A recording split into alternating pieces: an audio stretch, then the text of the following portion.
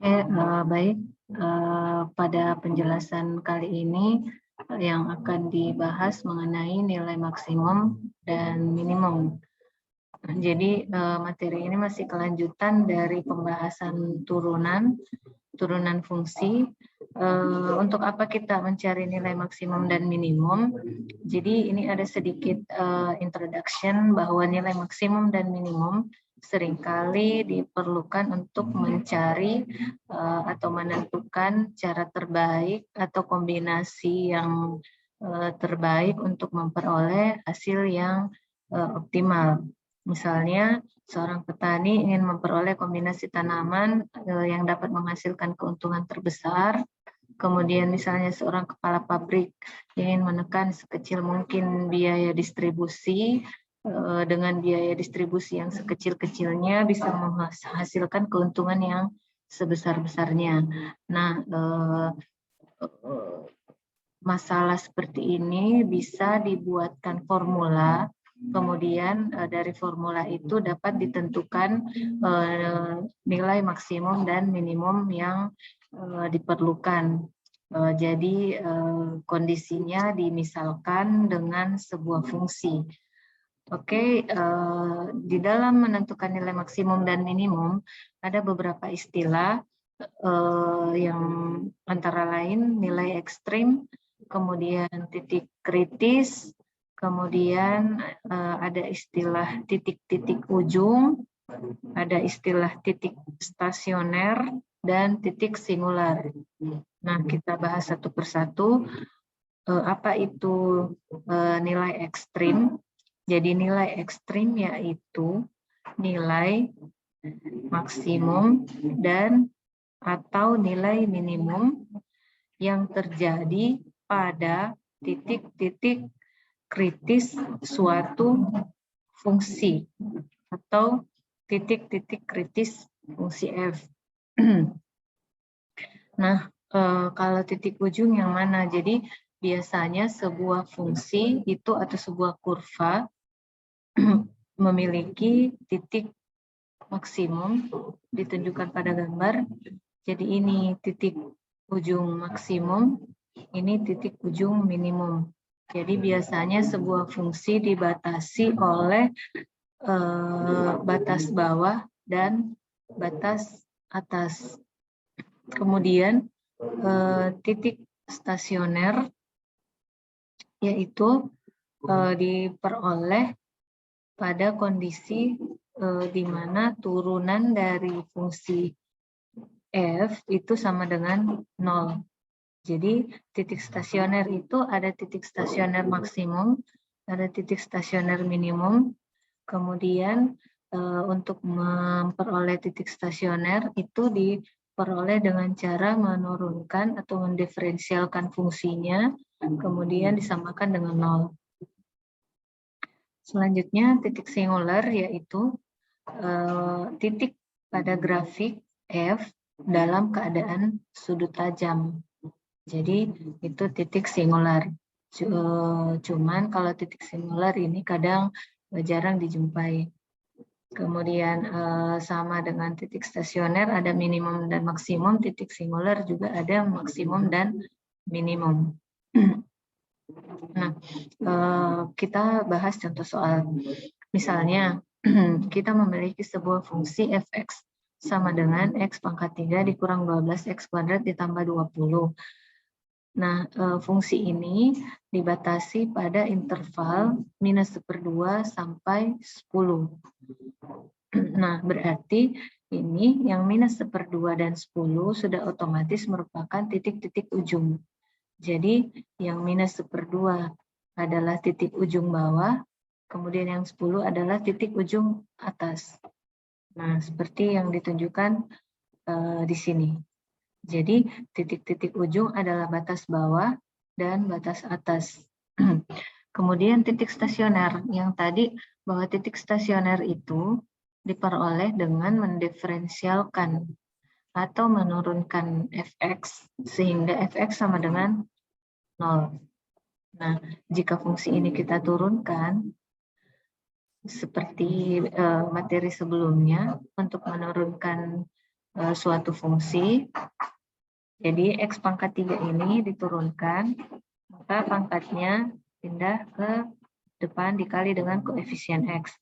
Karena koefisien X-nya 1, jadi 3 kali 1 sama dengan 3. Kemudian X pangkat 3, pangkatnya dikurang 1, sisa 2. Selanjutnya 12X pangkat 2 diturunkan, pangkat X-nya yang 2 ini dikali dengan 12, hasilnya 24. Kemudian pangkat X-nya, X pangkat 2 dikurang 1, sisa 1. 1 tidak perlu ditulis di sini.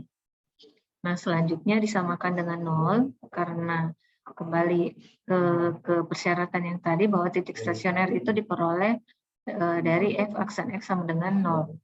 Sehingga jika ini disamakan dengan 0, kemudian difaktorkan, diperoleh faktornya 3X. X kurang 8 sama dengan 0. Jadi yang 3X-nya ini dikeluarkan, 3X-nya dikeluarkan, kemudian dalam kurung adalah X dikurang 8. 24 dibagi 3 sama dengan 8.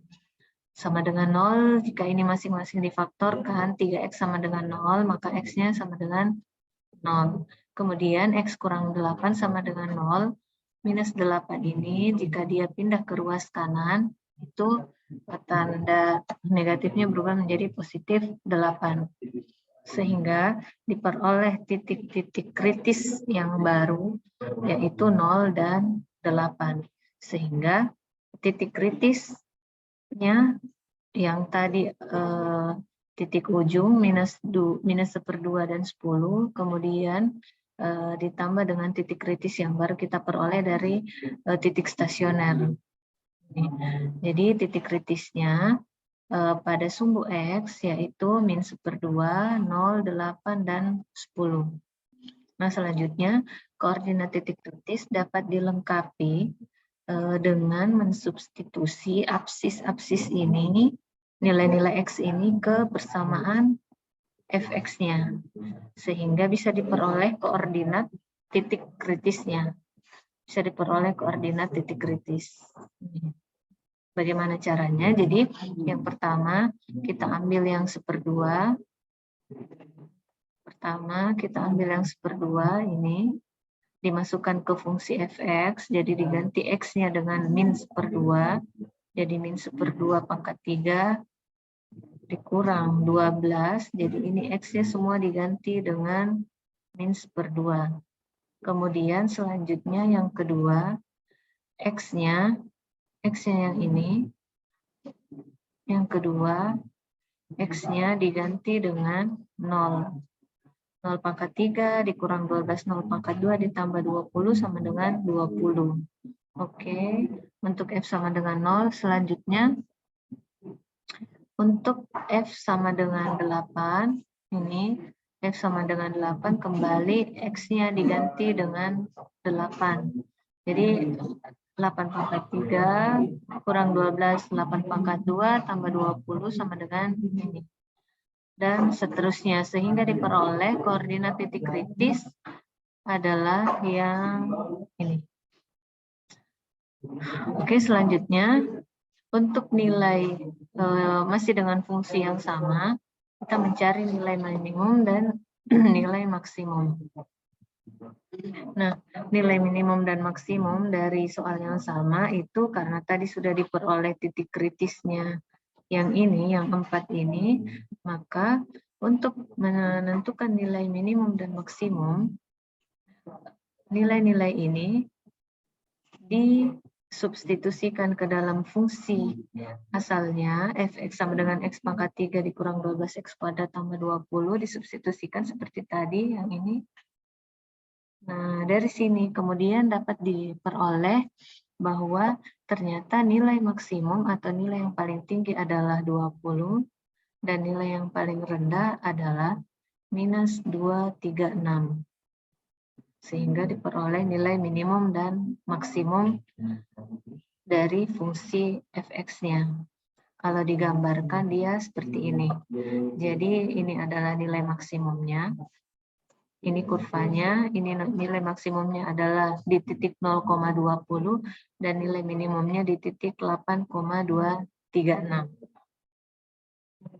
Oke, selanjutnya contoh yang ketiga masih mencari nilai maksimum dan minimum. Caranya sama seperti contoh yang pertama tadi. Jadi kita sudah punya 2 titik kritis. Selanjutnya kita perlu mencari titik stasioner dengan menurunkan fungsi fx ini, diturunkan, x pangkat 3 diturunkan hasilnya 3x kuadrat pada titik minus 2,2.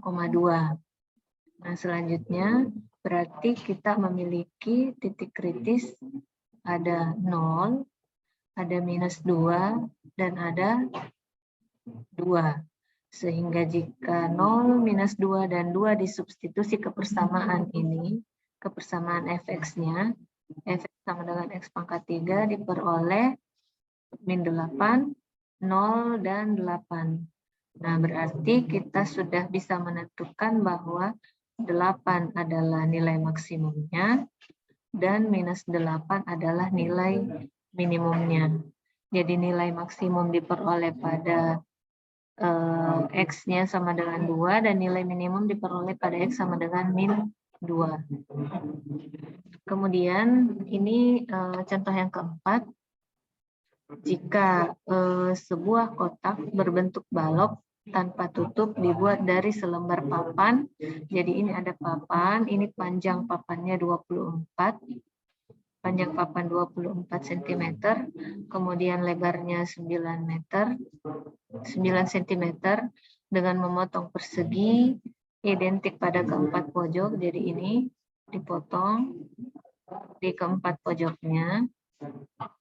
Ini dipotong supaya sisi ini dapat dibuat sebagai dindingnya. Nah, pertanyaannya berapa ukuran yang dipotong ini supaya ukuran kotaknya menghasilkan volume yang maksimum. Berapa ukuran kotak yang harus dipotong agar boxnya nanti hasilnya maksimum. Kemudian berapa volumenya. Nah, ini bisa kita selesaikan dengan memisalkan ini anggaplah kotaknya sudah dipotong. Anggap sudah dipotong, itu sudah dibentuk seperti ini. Jadi karena ini X-nya sudah dipotong, ini juga X sudah dipotong, maka panjang ini otomatis berkurang. Otomatis berkurang panjangnya dari 24 dikurang 2X. Kenapa 2X? Karena di sini X, di sini juga X. Jadi X tambah X sama dengan 2X. Sehingga untuk panjangnya ini menjadi 24 dikurang 2X. Begitu juga dengan lebarnya menjadi 9 kurang 2X. Dan tinggi karena yang ini yang dipotong adalah X. Ini yang menjadi tinggi karena ini dilipat ke atas. Maka dia tingginya adalah X. Nah, selanjutnya kita misalkan bahwa dimisalkan tadi bahwa sisi yang dipotong adalah X dan V adalah volume, maka kembali ke persamaan volume, V sama dengan untuk volume kotak itu sama dengan panjang dikali lebar dikali tinggi. Nah, di mana panjangnya adalah 24 dikurang 2X yang ini. Kemudian lebar adalah 9 kurang 2X. Kemudian tinggi adalah X. Jadi ini adalah panjang, ini adalah lebar, ini adalah tinggi. Ini kalau dikalikan hasilnya 216X dikurang 66X kuadrat ditambah 4X pangkat 3. Dihasilkan persamaan ini untuk menentukan nilai minimum dan maksimum. Seperti contoh yang sebelumnya, untuk memperoleh nilai minimum dan maksimum itu kita perlu menentukan titik stasioner, di mana titik stasioner diperoleh dengan menurunkan fx, kemudian disamakan dengan 0. Berarti fungsi ini, fungsi volume ini harus diturunkan, itu berarti menjadi V aksen. V aksen ini kalau diturunkan, 216X diturunkan, hasilnya 216, kemudian 66X kuadrat diturunkan, berarti 2 dikali 66 sama dengan 132, karena X pangkat 2 dikurang 1, berarti tinggal X pangkat 1, kemudian ditambah 4 dikali 3. Sama dengan 12 X kuadrat karena X pangkat 3 dikurang 1. Sehingga diperoleh titik stasioner ini disamakan dengan 0, diperoleh faktor 12, 9 kurang X dikali 2 kurang X. Nah, selanjutnya masing-masing difaktorkan, 9 kurang X difaktorkan sama dengan 0, diperoleh X sama dengan 9, dan 2 dikurang X sama dengan 0 difaktorkan, diperoleh X sama dengan 2. Jadi kita peroleh titik stasioner atau titik kritis yang baru, yaitu X sama dengan 9 dan X sama dengan 2. Nah, sekarang dari X sama dengan 9 dan X sama dengan 2 ini, kita akan menguji yang mana yang memenuhi persamaan. Jadi yang pertama kita uji adalah X sama dengan 9. Jika X sama dengan 9 disubstitusi ke dalam persamaan lebarnya, kita ambil salah satunya, di sini kita ambil yang persamaan lebar, 9 dikurang 2X, maka kalau X-nya diganti dengan 9, itu hasilnya sama dengan min 9. Karena tidak ada ukuran panjang yang bernilai negatif, ini kan minus 9 ya, minus 9. Sementara tidak boleh ada ukuran panjang yang bernilai negatif. Berarti untuk X sama dengan 9 ini dia tidak memenuhi. Dia tidak memenuhi. Nah, kita coba yang kedua, yang X sama dengan 2. Untuk X sama dengan 2, jika disubstitusi ke dalam persamaan ini, diperoleh hasilnya 5. Berarti ini memenuhi. Itu artinya bahwa X yang memenuhi adalah X sama dengan 2. Berarti karena kita memiliki persamaan panjang, lebar, dan tinggi, maka kita ganti X-nya dengan 2.